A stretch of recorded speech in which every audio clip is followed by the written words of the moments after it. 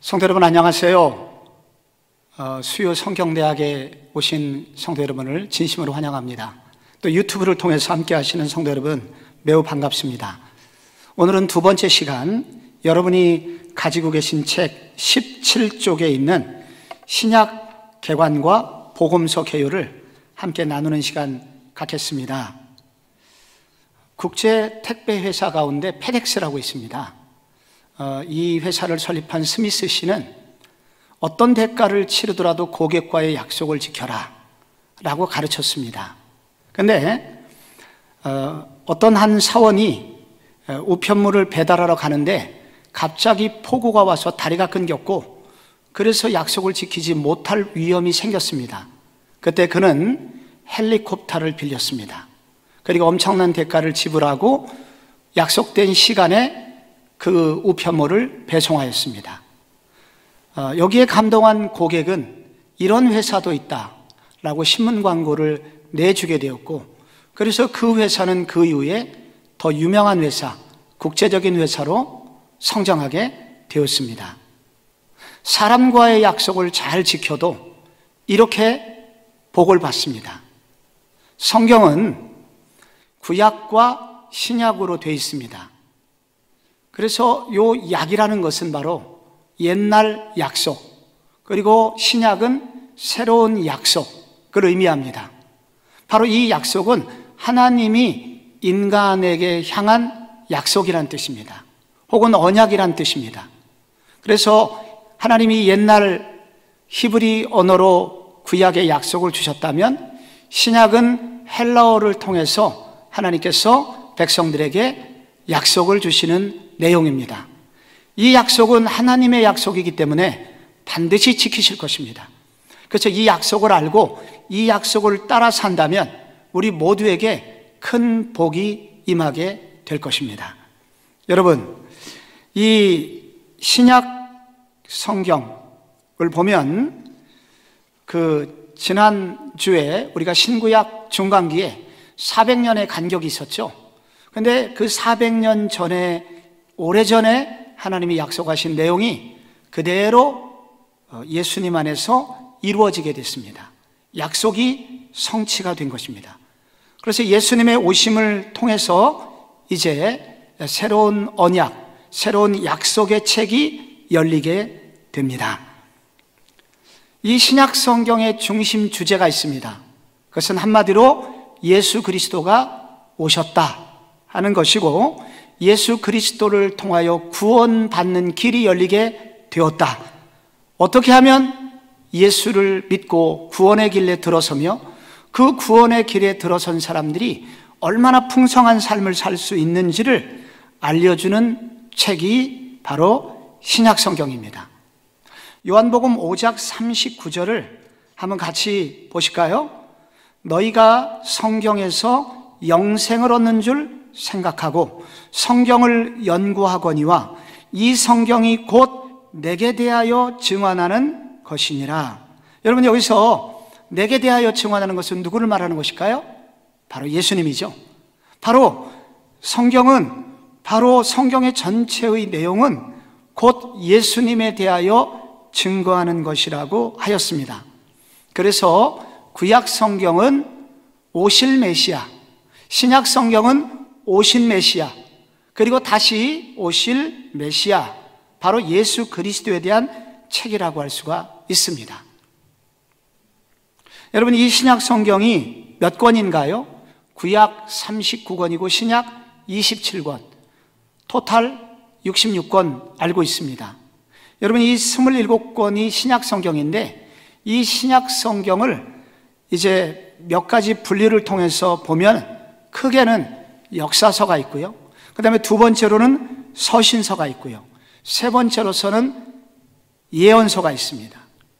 그 신약에도 역사가 있는데 마태, 마가, 누가, 요한, 사도행전을 보면 예수님이 어떻게 태어나셨고 어떻게 사역하셨고 어떻게 돌아가셨고 그리고 어떻게 부활하셨고 승천하셨고 부활하신 이후에 교회는 어떻게 생겼고 그 교회는 어떻게 부흥했는지, 이 5권의 책이 신약 성경의 역사를 말해주고 있습니다. 두 번째는 서신서 21권입니다. 이 서신서는 바울이 쓴 13권의 서신서와 그리고 여러 사람이 여러 교회를 향하여 쓴 공동서신이라는 히브리서를 비롯해서 8권의 성경이 일반 서신입니다. 혹은 공동서신이라고 합니다. 이래서 서신서가 21권이요. 그리고 마지막 요한계시록, 다시 오실 예수님에 대하여 소개하고 있는 이 교회의 미래에 대한 책, 예언서 한 권으로 이렇게 구성되어 있습니다. 이 예수님의 오신 시기는 AD 0년 혹은 AD 1년 이렇게 해야 맞을 것 같은데, 이 로마의 원력학자가 계산 착오를 일으키는 바람에 그리고 AD와 BC를 나누게 되었는데, 나중에 정확히 계산을 해보니 4년의 착오가 있었습니다. 그래서 실제 역사에서는 BC 4년, Before Christ 4년 전에 예수님이 태어나시게 되었고, 그리고 AD 90년경에 계시록이 쓰여졌거든요. 그래서 신약 성경은 약 90여 년의 역사를 녹아내는 그런 책이 되었습니다. 여러분, 복음서가 이제 4개가 있는데요. 마태, 마가, 누가, 요한. 여러분이 가지신 책 18쪽에 보면은 이 복음서 개요가 나오고 있습니다. 그런데 여러분, 여기 보시면은 이 복음서가 주로 그리스도의 탄생과 그리고 초기 사역, 그리고 그분의 중기 사역, 십자가 순환, 부활 사건 이렇게 기록이 되어 있습니다만은, 여러분 여기서 1번에 2번이 참 중요합니다. 복음서는 그리스도의 전기라고 할 수 없다. 바이오그래피가 아니라는 것입니다. 왜냐하면 이 복음서는 그리스도의 탄생을 제외하면 대부분의 기록이 예수님의 33년의 인생 중에 중간은 없고 마지막 3년의 공생애에 집중되어 있습니다. 그나마 거의 3분의 1 혹은 절반 가까이가 마지막 일주일을 다루고 있습니다. 그래서 이 복음서는 그리스도의 전기가 아니라 바로 복음서의 가장 중요한 핵심 사역, 십자가 사건과 부활 사건에 초점을 맞추어서 그렇게 기록된 그런 책입니다. 여기 4개의 복음서는 왜 필요했을까? 그것은 각각의 저자가 자신의 관점을 가지고 이 십자가 사건과 부활 사건과 그리스도를 다루기 위해서 기록한 것이기 때문입니다. 그러나 관점이 조금씩은 다르더라도 뚜렷한 공통점이 하나 있는데, 중심 주제는 예수는 누구인가? 라는 내용입니다. 복음서의 저자들을 통하여 예수가 누구인지를 드러내고, 그리고 이 책을 읽는 사람이 다른 것이 아니라 예수가 누구인지를 만났으면 좋겠다 하는 소망을 가지고 여러분 이 책이 쓰여졌다는 사실을, 복음서가 쓰여졌다는 사실을 꼭 기억할 필요가 있습니다. 여러분, 그래서요, 누가복음 1장에도 그것이 강조되고 있고, 누가복음 그리고 요한복음 20장 30절과 31절을 보면 뚜렷하게 이 부분을 알려주고 있습니다. 여러분, 요한복음 20장의 그 뒷부분을 보면은 이런 기록이 나오지 않습니까? 예수께서 제자들 앞에서 이 책에 기록되지 아니한 다른 표적도 많이 행하셨으나 오직 이것을 기록하면 뭐예요? 너희로 예수께서 하나님의 아들 그리스도이심을 믿게 하려 함이라. 또 너희로 믿고 그 이름을 힘입어 생명을 얻게 하려 함이니라. 아멘. 여러분, 요한복음의 저자가 여러분 왜 복음서를 기술했다고 말하고 있습니까? 예수 그리스도 그분이 누구이시며 그리고 그분을 믿게 하기 위해서 이 책을 기록하였다고 그렇게 설명하고 있습니다. 그래서 사복음서 모두 다 핵심은 예수가 누구인가, 예수를 알리고 예수를 믿게 하려는 그러한 목적을 가지고 쓰여졌다는 것입니다. 그래서 복음서 안에는요, 예수님에 대한 치열한 고민의 흔적이 있습니다. 그 1세기에 예수님이 돌아가시고 난 다음에 많은 사람들이 예수가 진짜 하나님의 아들인가? 우리가 헛것을 보았나? 여러 가지 이단의 도전들도 있었고, 많은 유대인들은 예수의 존재를 부인하려고 하였습니다. 그래서 이 복음서 저자들은 정말 치열하게 이런 부분을 설명하기 위해서 많은 자료들과 증거들을 가지고서, 그리고 많은 증인들을 토대로 하여 이 서신을, 이 책을 기록하고 있다는 사실을 알아야 됩니다. 그래서 이 복음서에 보면은 예수에 대한 치열한 고민의 흔적이 있습니다. 먼저 여러분, 요한복음 10장에 보면은 여러분, 예수님께서 당신 자신을 하나님이라고 그렇게 주장을 하시는 설교를 했는데, 그때 예수의 설교를 들은 사람들이 뭐라 그랬습니까? 요한복음 10장 20절 같이 한번 읽어보실까요? 시작. 그 중에 많은 사람이 말하되 그가 귀신 들려 미쳤거늘 어찌하여 그 말을 듣느냐 하며, 어떤 사람은 말하되 이 말은 귀신 들린 자의 말이 아니라 귀신이 맹인의 눈을 뜨게 할 수 있느냐 하더라. 여러분, 지금 무슨 일이 벌어지고 있습니까? 예수님께서 하나님의 아들이시라고 당신을 소개하셨지만은 많은 유대인들은 그가 맛이 갔다, 귀신 들렸다 라고 그렇게 비난을 하는 얘기가 나오고 있고, 이에 대하여 어떻게 귀신 들린 자가 맹인의 눈을 뜨게 할 수 있느냐, 예수 그는 참으로 메시아다 하는 이런 치열한 논쟁이 있었고, 그 논쟁을 설명하려고 하는 이 응전이 여기에 나오고 있는 것입니다. 여러분, 요한복음 20장에 보면은 여러분, 예수님의 제자 도마가 부활하신 예수님이 오셨을 때 어떻게 반응했나요? 나는 예수의 부활을 믿지 못하겠다.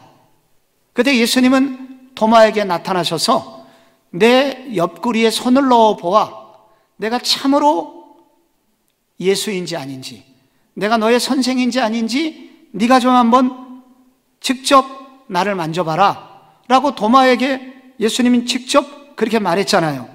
그리고 도마가 결국 못자국에 손을 대보고 난 후에 여러분, 요한복음 20장 28절에 뭐라고 그랬습니까? 도마가 대답하여 이르되 나의 주님이시요 나의 하나님이시니이다. 예수님의 제자조차도 예수님이 진짜 하나님의 아들인지 의심하는 시간이 있었다는 거예요. 뿐만 아닙니다. 여러분, 예수님의 존재에 대해서 또 고민하는 사람이 있었는데 그것은 바로 예수의 동생들이었습니다. 예수의 동생들은 어렸을 때부터 예수님을 보고 자랐지만은 형이 좀 이상하다고 생각만 했지 그가 참으로 하나님의 아들이라고 믿지를 않았습니다. 그러다가 그 형님이 이제 돌아가시고 부활하신 이후에 계속해서 동생들에게 나타나신 이후에야 그들이 비로소 예수를 알게 되었고, 사도행전에서 성령을 받은 이후에 예수에 대해서 확신하게 되었고, 그리고 예수님을 이제 전하는 전도자가 됩니다. 그래서 여러분, 야고보서란 책이 있죠? 예수님의 바로 밑에 동생이 기록한 것이고요. 유다서라는 책이 있죠? 그 유다서는 또 예수님의 더 밑에 동생이 바로 그러한 책을 나중에 기록하게 되었던 것입니다. 여러분, 예수 당시에 많은 사람들과 제자들 그리고 형제들까지도 예수 그가 누구인지에 대한 진지한 고민이 있었다는 것입니다. 그 고민의 결과 비로소 예수가 하나님이심을 알게 되었고, 그 이후에 그들은 그들의 목숨을 던져도 아깝지 않은 그러한 신앙의 경지에 이르게 되었습니다. 여러분, 우리도 마찬가지입니다. 우리가 예수님에 대하여 피상적으로 알고 있다면 이번에 제대로 알아야 됩니다.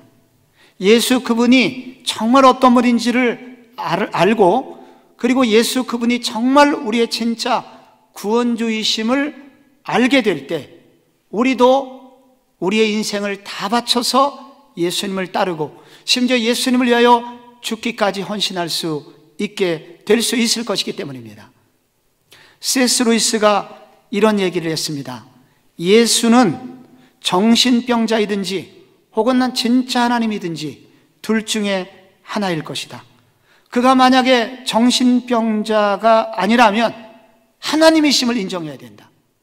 정말 예수님을 보면은 우리의 보통 인간의 이성으로서는 예수님이 진짜 하나님인가? 이렇게 의심할 수밖에 없습니다. 그러나 반대로 정말 그분이 진짜라면 하나님으로 받아들여야 되고 하나님이심을 인정하고 그분을 따라가는 믿음의 길을 걸어가야 된다 라고 루이스는 주장을 했던 것입니다. 여러분, 이번에 이런 복음서를 공부하면서 그리고 신약 성경을 공부하면서 예수를 만날 수 있기를 바랍니다. 예수를 만나려면 예수에 대하여 고민이 있어야 됩니다. 예수 진짜 그런 하나님의 아들이신가? 진짜 하나님이신가? 그분이 진짜 하나님이시라면 나한테 무엇을 요구하시는가? 그리고 나는 어떻게 반응해야 되는가? 라고 예수님에 대해서 고민할 수 있는 그런 시간이 되시기를 바랍니다. 여러분, 우리가 이 시간에는 이제 예수님의 생애에 대해서 연대기적으로 한번 살펴보려고 합니다. 19쪽에 나와 있습니다.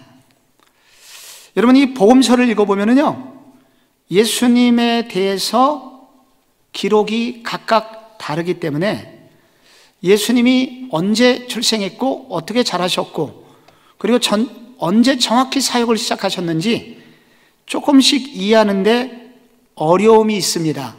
그러나 내 복음서를 조각을 맞춰 보면은 대략 다음과 같이 재구성을 통해서 예수님의 연대기를 추적할 수가 있습니다.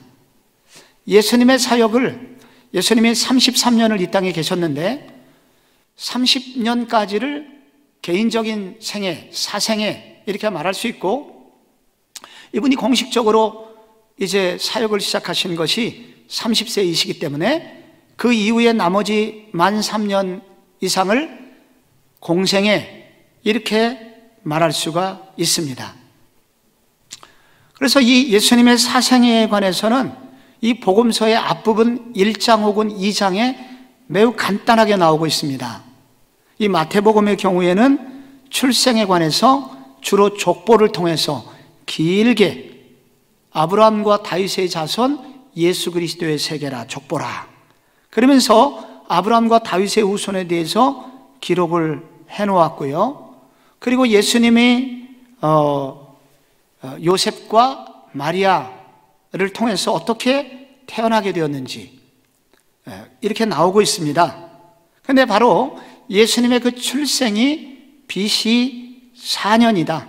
BC 4년 예수님은 동정녀 마리아에게서 태어났다 하는 것을 이제 누가복음 2장은 기록을 하고 있습니다.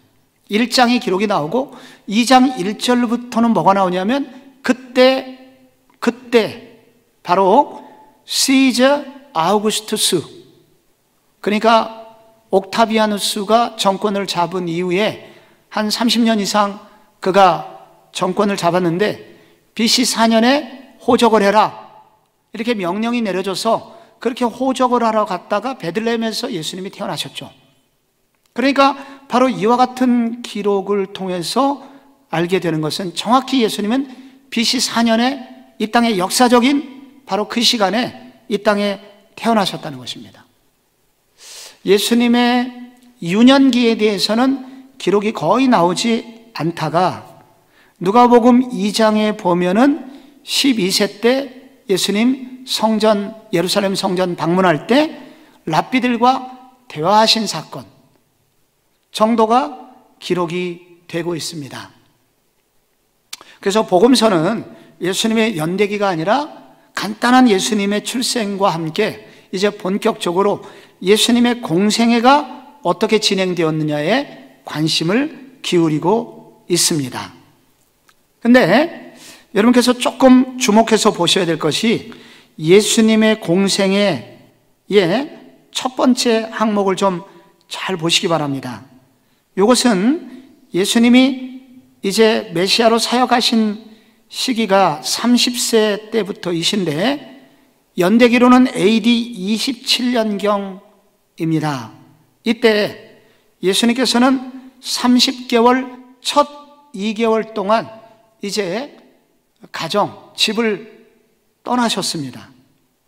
그리고 그 이후에 이제 예수님이 이제 30세 때부터 공적 사역을 시작하셨는데 왜 30세 때부터 시작하셨을까요? 그것은 구약의 제사장들이 바로 30세 때부터 기름 부음을 받고 이제 그분의 사역을 시작하시기 때문입니다. 그래서 예수님도 이제 30세 때부터 집을 떠나셨고 요단강에 가서 세례 요한에게 세례를 받으시는데 그때 하늘이 열리고 성령이 임재하시고 하나님의 음성이 들리시게 됩니다. 바로 이 장면은 뭐냐면은 마치 구약의 제사장에게 기름을 부어서 공적인 사역을 시작하게 하였듯이 바로 하늘이 열리고 성령이 임재하고 하나님의 음성이 들리면서 이런 하늘의 기름 부으심과 함께 바로 예수님의 사역은 시작되게 되는 것입니다.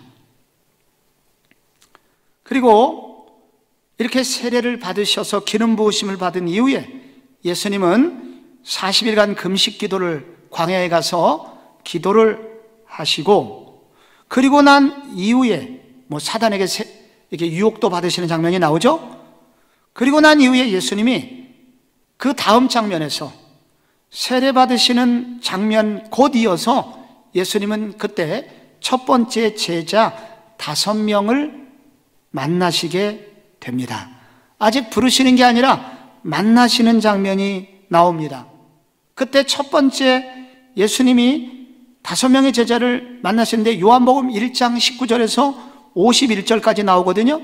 그때 베드로를 만나시고 안드레를 만나시고 아마도 요한을 만나셨을 것 같고 그리고 빌립을 만나고 마지막에 빌립의 친구 나다나엘을 만나시게 되죠.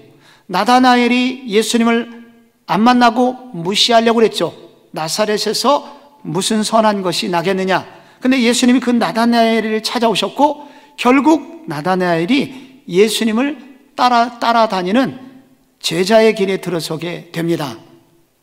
5명의 이 제자를 데리시고 아마도 예수님은 가나의 혼인잔치를 가신 거예요. 아직 12명의 제자가 아닙니다. 그래서 가나의 혼인잔치에서 물이 변하여 포도주가 되는 기적이 일어났지 않습니까? 여러분 그때 요한복음 2장 11절에 보면은 여러분 이런 기록이 되어 있습니다. 예수께서 이 첫 표적을 갈릴리 가나에서 행하여 그의 영광을 나타내심에 제자들이 그를 믿으니라. 그래서 이 5명의 제자가 예수님을 진짜 믿게 됩니다. 그리고 그 제자들을 데리시고 예수님의 공생의 두 번째 예루살렘을 방문하시게 됩니다. 그래서 예수님이 예루살렘을 방문하셨을 때 그러니까 예수님의 공생의 첫 해 그러니까 예수님이 30세 초반기에 예수님이 제자들과 함께 예루살렘에 가서 하신 일이 노끈을 가지고 채찍을 만드셔서 성전에 장사하는 자들을 내어 쫓으시는 그런 장면이 나오고 많은 미움을 받기 시작하고 그때부터 유대인들의 표적이 되기 시작하시죠. 그리고 여러 표적을 일으키시고 그때 요한복음 3장에서 니고데모의 방문을 받습니다. 니고데모가 밤에 예수님을 몰래 찾아와 갖고 그래서 거듭나는 것이 무엇입니까? 영으로 거듭나는 것이 무엇입니까?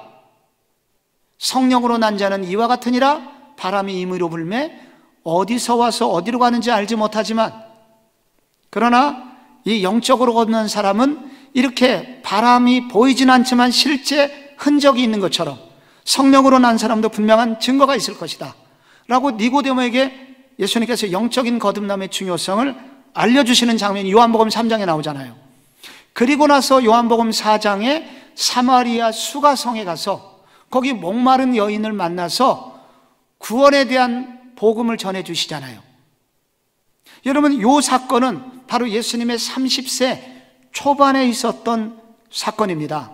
그리고 예수님이 갈릴리로 이제 돌아오시게 되는 것입니다. 그래서 우리는 예수님께서 이제 갈릴리 사역을 다루시는데, 그러니까 다른 마태, 마가, 누가 이 세 개의 복음서를 일컬어 같은 관점으로 쓰였다 해서 공관복음이라고 하는데, 이 공관복음에는 나오지 않는 예수님의 30세 초반 약 8개월의 내용은 요한복음만 주로 다루고 있습니다. 그런데 이제 예수님의 이제 공생의 1년차 이제 후반기, 즉 예수님이 30세 아마도 약 10월경에 이제 예수님이 갈릴리에서 본격적인 공생애를 시작하시게 됩니다. 그때 예수님이 이제 갈릴리 바닷가에서 이제 어부를 하고 있는 이제 제자들을 찾아가십니다. 그래서 예수님께서 찾아가셔가지고 뭐라고 그럽니까? 예수님이 마가복음 1장 17절에 보시면 여러분 이런 구절이 나옵니다. 한번 읽어봐요. 나를 따라오너라. 18절에 곧 그물을 버려두고 따르니라. 이런 구절이 나와요. 그래서 이제 우리에게 이게 많은 고민을 줍니다. 어떻게 지나가시다가 예수님께서 얘들아 그물을 버려두고 나를 따라오너라 이렇게 했을 때 금방 이 제자들이 앞뒤 가리지 않고 재산을 다 버리고 예수님을 따를 수 있었나? 아, 우리도 그렇게 해야 되는데 못해서 좀 송구스럽다 라는 그런 생각을 하게 만듭니다. 그러나 여러분, 공관복음, 바로 마태, 마가, 누가 복음에서 나오는 제자들을 부르시는 이 장면은 바로 8개월이 생략된 거라고 말씀드렸죠. 그러니까 이미 이 제자들은 예수님을 만났습니다. 그리고 가나온인 잔치에 기적도 경험했고요, 수가성 여인이 예수를 믿는 것도 경험했고요, 니고데모가 변화되는 것도 경험을 하게 된 것입니다. 예수 그분이 누구신지에 대한 선 이해가 이미 있었던 것입니다. 이미 제자들에게 그와 같이 학습을 시키신 이후에, 그리고 어느 날 그들의 이제 생업의 전선에 찾아가서 예수님이 본격적으로 제자들을 갈릴리 사역에 초대하시게 된 것입니다. 그러므로 우리는 오해하지 말아야 됩니다. 예수님은 우리로 하여금 무조건 따라오라고 말씀하시는 분이 아닙니다. 혹은 한두 번의 기적을 베풀어 주시고서 나를 따라오너라 이렇게 말씀하시는 분도 아닙니다. 물론 우리는 예수님을 따르는 일에 과감하게 결단해야 되기도 하지만은, 그러나 무턱대고 따라가는 사람들은 되어서는 안 됩니다.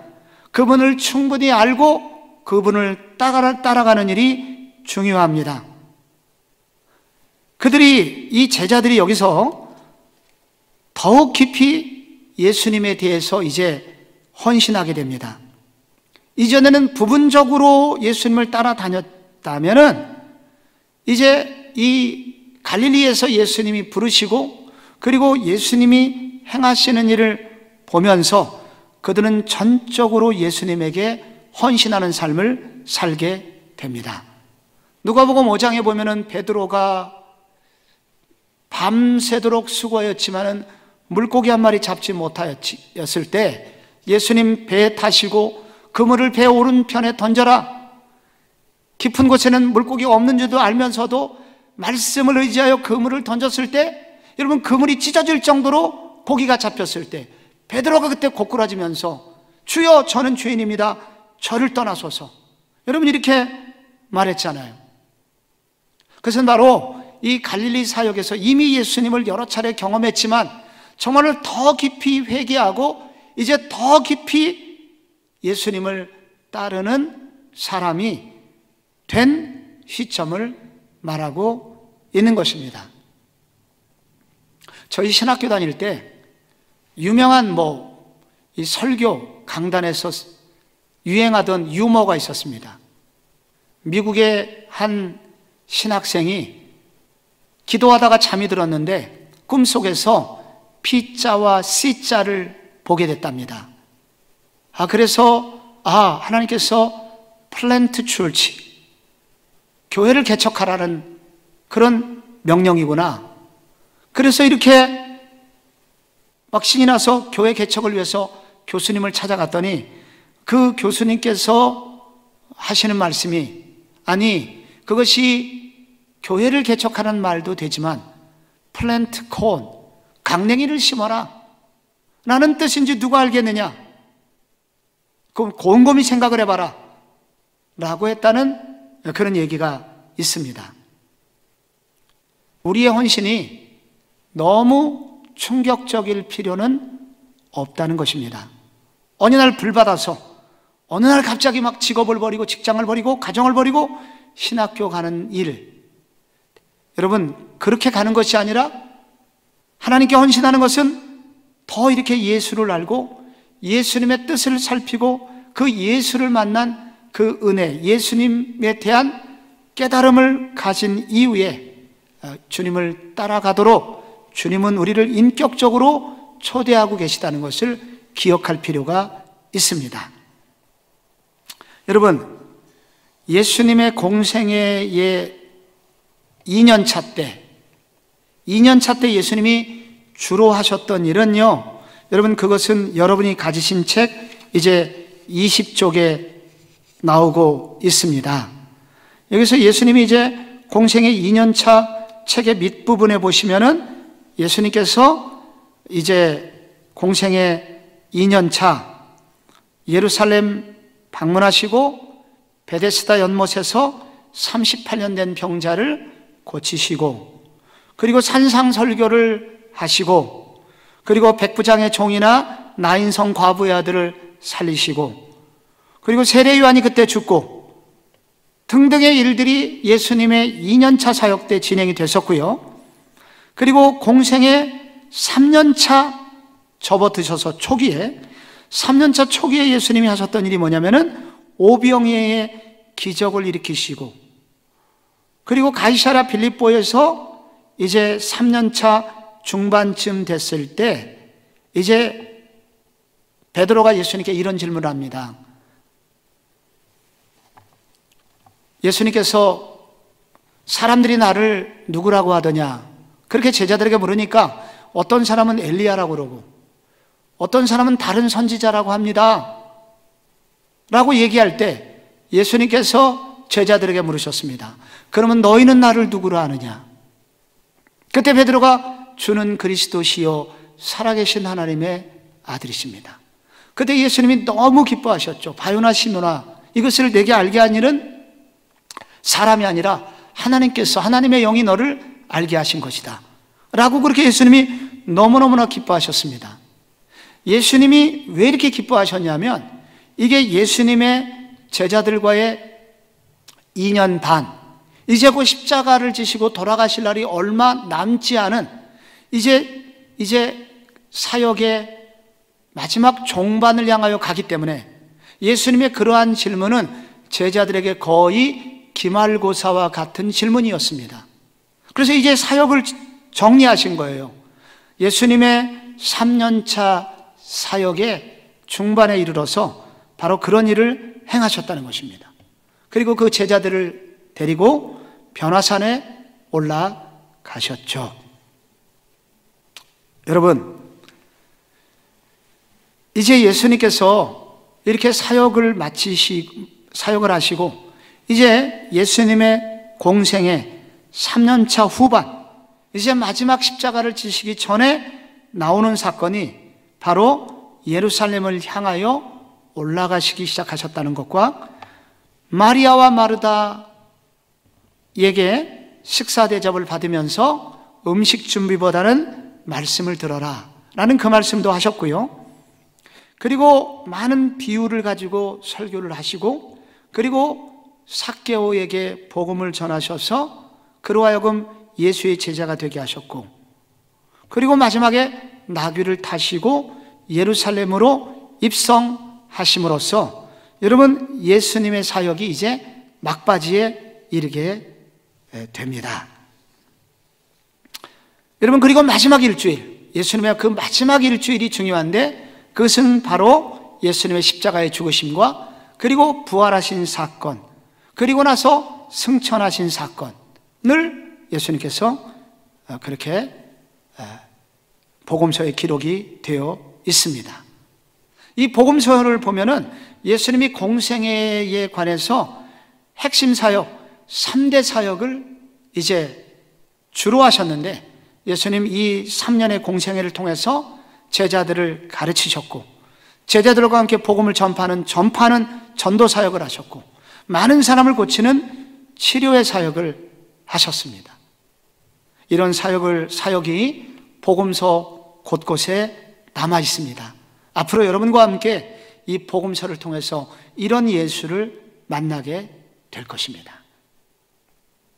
우리는 여기서 이 복음서를 하나님께서 하나만 주시지 않고 왜 이렇게 여러 개의 복음서를 주셨는가? 이 복음서 특징에 관해서 21쪽 도표에 나와 있습니다. 복음서 4개가 있는데, 복음은 마태가 썼고 직업이 세리였고, 그리고 마가복음은 마가가 그는 선교사였고, 누가복음은 누가가 의사였다가 나중에 이제 선교사가 됐고, 요한복음은 요한이 썼고 그의 직업은 어부였었죠. 근데 말이죠, 여러분, 이 복음서 4개가 각각 이렇게 다르게 쓰여졌는데, 특별히 이 복음서가 학자들에 따르면 기록된 연도가 생각보다 늦어요.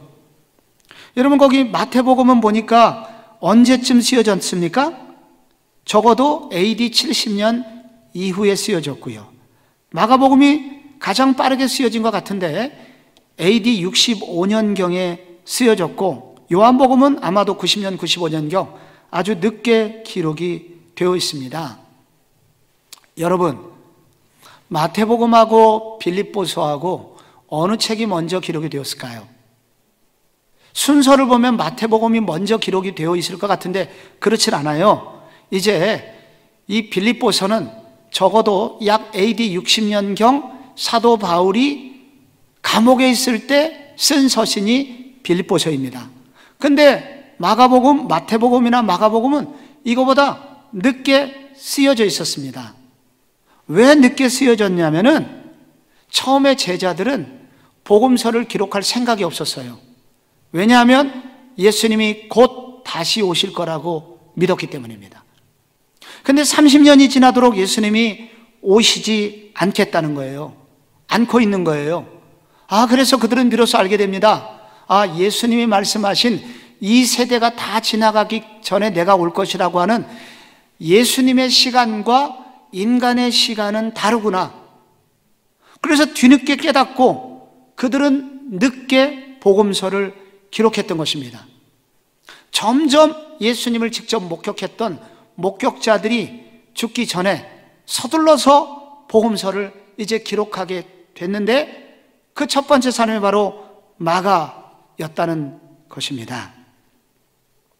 그런 이유 때문에 이 복음서가 조금은 늦게 쓰여지게 됐습니다.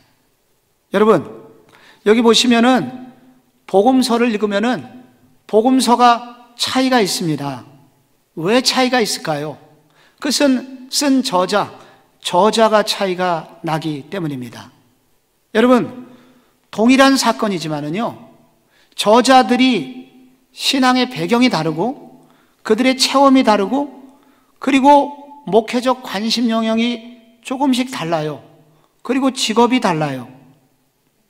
그렇기 때문에 여러분, 이 복음서의 내용도 같은 것을 보았고 같은 예수와 그리고 예수님과 같이 똑같이 사역을 했지만은 그 조금씩 다른 관점을 가지고 기록할 수밖에 없었던 것입니다. 저는 친구들과 함께 길을 가다가 내 친구, 은행 다니는 친구는 여기도 은행 지점이 있고 여기도 지점이 있네? 외환은행 다녔는데 외환은행 여기도 있고 저기도 외환은행에 있네? 그 친구는 은행만 보이나 봐요. 그리고 학교 선생님이신 친구는 지나가다가 자기 그 중학교, 고등학교만 보이는 거예요. 여기도 학교가 있네, 여기도 학교가 있네. 목사인 저는 뭐만 보일까요? 네, 교회만 보이는 거예요. 어디를 가든지 여기 장로교회가 있네, 여기 감리교회가 있네, 여기 성결교회가 있네, 참 복받은 동네네, 이렇게 생각을 합니다. 여러분, 이렇게 직업이 다르다는 것은 관심이 다르다는 거고, 관심이 다르기 때문에 조금씩 기록에 차이가 있는 것입니다. 그리고 특별히 복음서는 이 목회자인 이 마태, 마가, 누가, 요한이 다 목회자였고, 이 설교를 듣는 청중들이 조금씩 다르기 때문에 그들을 이해시키기 위해서는 조금씩 다른 용어를 써야만 했습니다. 그래서 복음서에는 차이가 있는 것입니다. 여러분, 이 마태는요, 직업이 뭐였을까요? 원래 세리였습니다.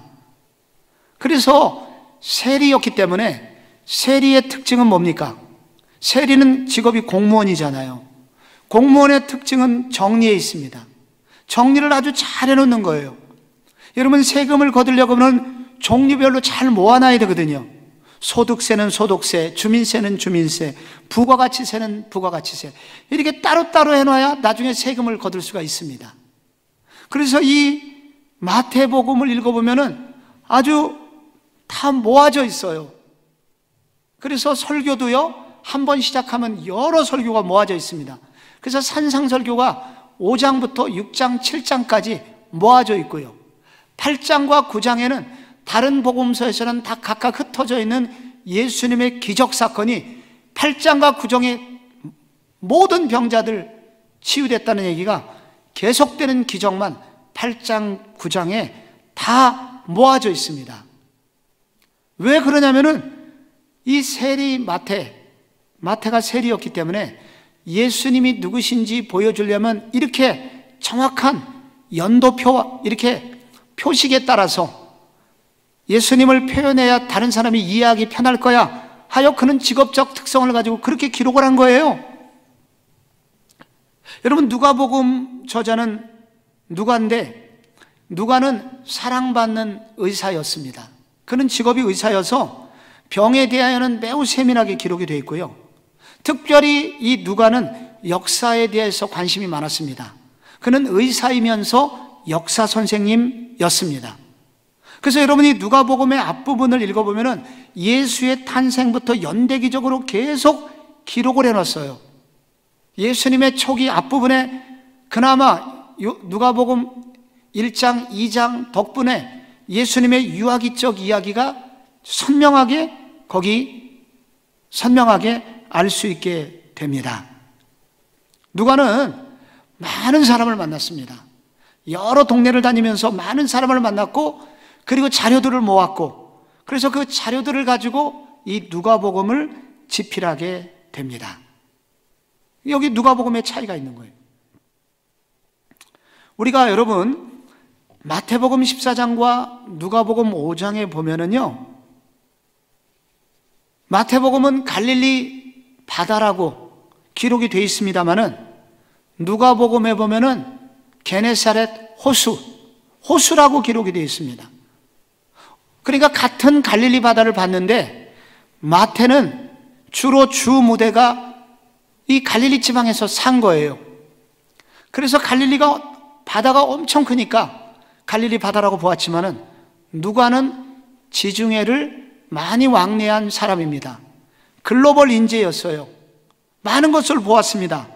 그래서 누가의 눈에 보니까 이거는 바다가 아니에요, 호수였습니다. 그래서 호수라고 기록을 해놓고 있습니다. 여러분, 우리는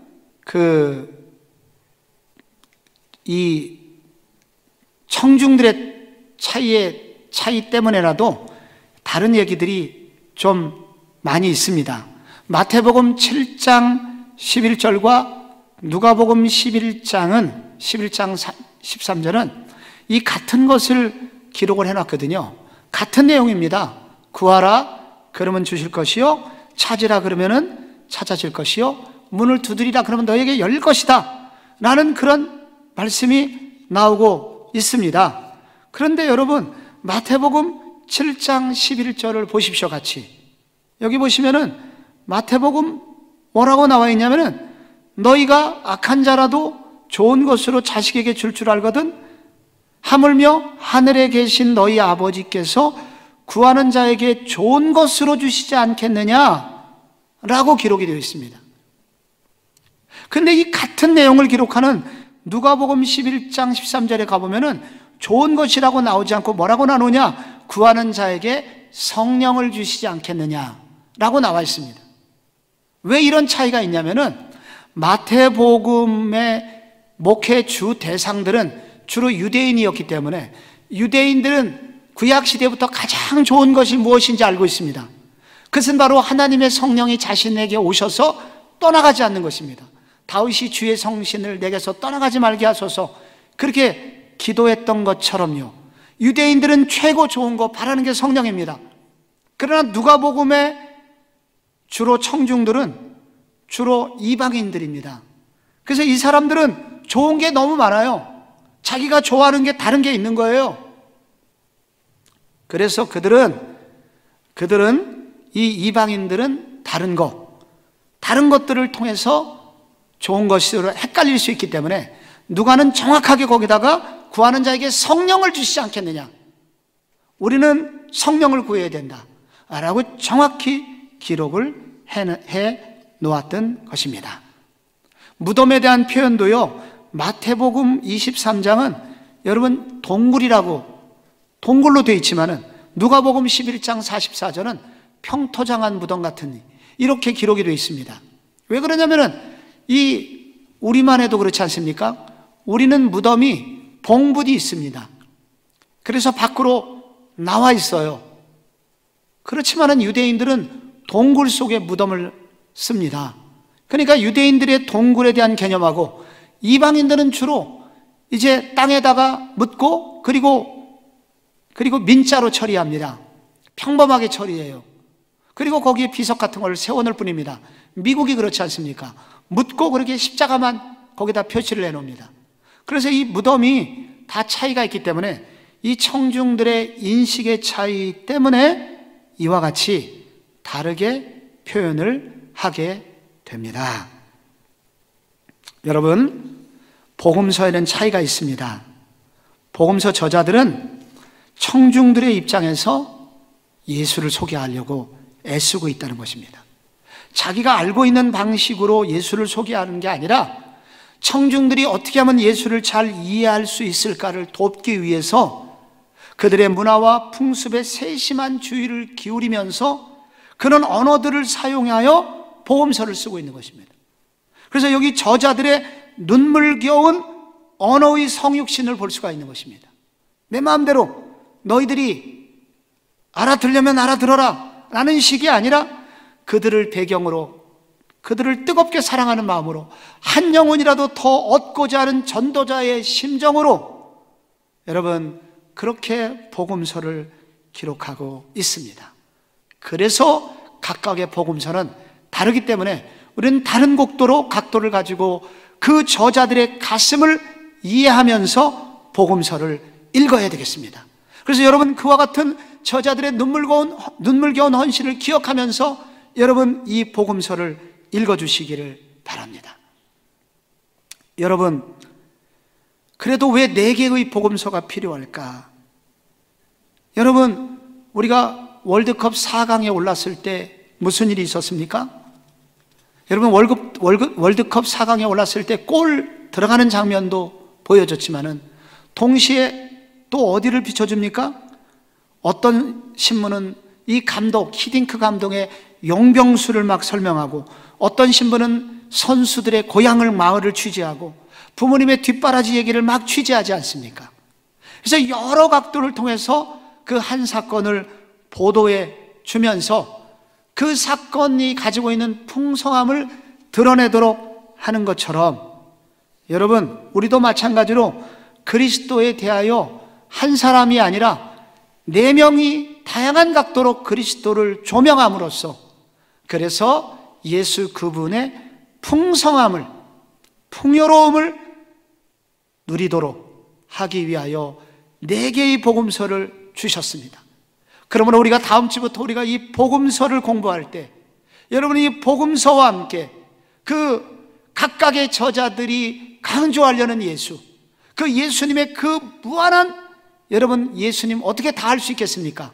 그런데 적어도 4개의 복음서가 다른 각도로 기록을 해놨으니 우리가 그 각도를 가지고, 그 관점을 가지고 공부할 때 4개를 다 공부하고 나면 예수님에 대해서 이전보다 더 풍성하고 그 풍요로운 예수에 대한 지식을 가지게 될 것입니다. 여러분, 공관복음이란 말 아까 설명을 드렸죠. 공관복음이란 같은 관점을 가진 3개의 복음서, 마태, 마가, 누가복음을 이룬다. 요한복음은 조금 더 관점이 다르기 때문에 이것은 우리가 다른 각도로 공부를 해야 된다 하는 것을 여러분이 참고만 하시면 되겠습니다. 여러분, 마지막으로 23쪽에 사본에 대하여 이렇게 나옵니다. 여러분 다 같이 성경을 한번 찾아보겠습니다. 마태복음 23장 14절을 우리가 찾아서 함께 읽도록 하겠습니다. 다 한번 성경을 찾아보시겠습니까? 마태복음 23장 14절입니다. 한 목소리로 한번 읽어보겠습니다. 시작. 없음. 여러분, 이 성경에 없음이라는 뭔가 잘못된 거 아닐까요? 파본일까요? 아닙니다. 마가복음 11장 26절도 없음. 성경을 읽다 보면 종종 없음 이렇게 나오고요. 거기 앞에 각주가 달려 있습니다. 각주 1에서 밑에 내려가서 각주를 보시면 어떤 사본의 14절에 마가복음 12장 40절과 누가복음 20장 4절과 유사한 구절이 있음이라고 기록이 되어 있습니다. 여러분, 여기 보시면요, 이 우리가 갖고 있는 이 성경은 요즘은 복사기가 있습니다만은, 여러분, 오래전 성경이 처음 기록이 될 때는 복사를 할 수가 없었습니다. 다 손으로 썼습니다. 근데 손으로 어디에 썼느냐? 주로 파피루스라고 하는 일종의 큰 갈대를 얇게 썰어서 십자형으로 이렇게 겹겹이 이것을 엮은 다음에 이것을 물속에 집어넣어서 일주일을 음지에 말리게 되면 오늘날 종이 비슷한 것이 됩니다. 이게 파피루스예요. 혹은 1년 미만의 양을 잡아갖고 양가죽을 팽팽히 펴서 그것을 또한 종이로 쓰기도 했습니다. 그런데 이렇게 써서 성경을 옮겨 쓰기를 해도 곰팡이가 먹기 때문에 파피루스는 30년, 양가죽은 50년이 가면 이 글자들이 다 헤어지게 됩니다. 그래서 이것을 다시 베껴 쓰고 다시 베껴 쓰고 해야 되기 때문에 그 한 번씩 베껴 쓸 때마다 그것을 사본이라고 합니다. 그런데 역사가 흘러가면서 이 사본, 이것을 베껴 쓴 사람이 여러 사람이 이것을 이 손으로 이것을 베껴 쓰기를 했는데, 한 가문이 목숨을 걸고 이 성경을 베껴 씁니다마는 어떤 사람은 한 부분을 쓰다가 이것은 너무 좀 불경스럽다, 이것은 이해가 안 간다, 베껴 쓰기를 하다가 혹은 눈이 어두워서 혹은 빛이 약하여 그래서 그 부분이 소실이 되거나 혹은 곰팡이가 그 부분 유독 먹어서 그 사본이 내려올 때 그것이 이제 구분하기가 어려워질 때가 생기게 됩니다. 그래서 지금 우리가 가지고 있는 이 사본들, 이제 5,000개 가까운 사본들이 내려옵니다마는 이런 사본들이 모두 완벽한 사본은 없습니다. 그래서 우리는 그 중에 하나의 사본을 선택하여 이 성경을 이제 가지고 있는데, 우리는 맛소라라는 AD 800년경에 쓰여진 그 사본을 통해서 지금 우리 오늘의 성경을 이제 한글 개역 그리고 개역 개정을 이제 가지게 된 것입니다. 그런데 또 어떤 이 맛소라 사본에 이 방금 읽은 마태복음 23장 14절은 소실이 된 거예요. 그런데 또 다른 사본에 보면 그 부분이 기록이 돼 있어서 참고로 여기에 기록을 해 놓은 것입니다. 그래서 어떤 사본도 완벽하지는 않지만, 그러나 염려하지 않으셔도 되는 것은 이것을 컴퓨터에 여러 사본을 넣고 이것을 컴퓨터에 집어넣으면 원본 99.9% 가깝게 이제 원본이 만들어집니다. 그러므로 여러분께서 사본상의 오류가 있더라도 여러분, 우리가 알고 있는 예수에 대한 지식은 흔들리지 않습니다. 그리고 구원에 대하여 다른 내용은 없습니다. 그러므로 신뢰하면서 우리가 가진 성경을 공부할 필요가 있습니다. 사랑하는 성도 여러분, 여기 성경 저자들, 복음서 저자들의 그 열정적인 마음으로 이 기록된 이 복음서 통해서, 이번 신약 성경 통해서 여러분 모두 다 예수님을 깊이 만나는 시간이 됐으면 좋겠습니다. 여러분, 수요일 저녁에 피곤하지만 우리 함께 말씀 속으로 들어가서 이 말씀을 가지고 함께 힘있게 예수를 알고, 그리고 예수님이 주시는 능력을 가지고 승리하는 한 학기, 승리하는 1년 되시기를 바랍니다. 그런 의미에서 우리 한번 통성으로 한번 기도했으면 좋겠습니다. 주님, 제게 성경을 알려주시옵소서. 성경을 알 수 있는 눈을 열어주옵소서. 영안의 눈이 띄어지게 하옵소서. 특별히 이제 성경대학 신약의 앞부분을 통해서 예수를 알게 하시고, 예수를 진짜 믿게 하시고, 예수를 따르는 종이 되게 하여 주옵소서. 우리 다 같이 한번 간절한 마음으로 함께 기도로 마무리하도록 하겠습니다. 다 함께 기도하겠습니다. 하나님 아버지, 은혜와 사랑을 감사드립니다. 우리 모두 다 전능하신 그리고 뜨거우신 성령 하나님의 인도를 받으며 믿음의 길을 걸어가는 우리 모두가 되기 원합니다. 우리의 눈을 열어서 예수를 알기 원합니다. 예수를 만나기를 원합니다. 예수 그리스도를 따라가는 삶을 살기를 원합니다. 우리 모두 다 이 믿음의 길, 그래서 믿음의 길이 그냥 막연한 믿음의 길이 아니라 정말 성령님이 동행해 주시는 은혜의 길이 될 수 있도록 주여 도와주옵소서. 주여 도와주옵소서. 주여 깊이 예수를 만나게 하옵소서. 예수님을 더 뜨겁게 만나게 하여 주옵소서.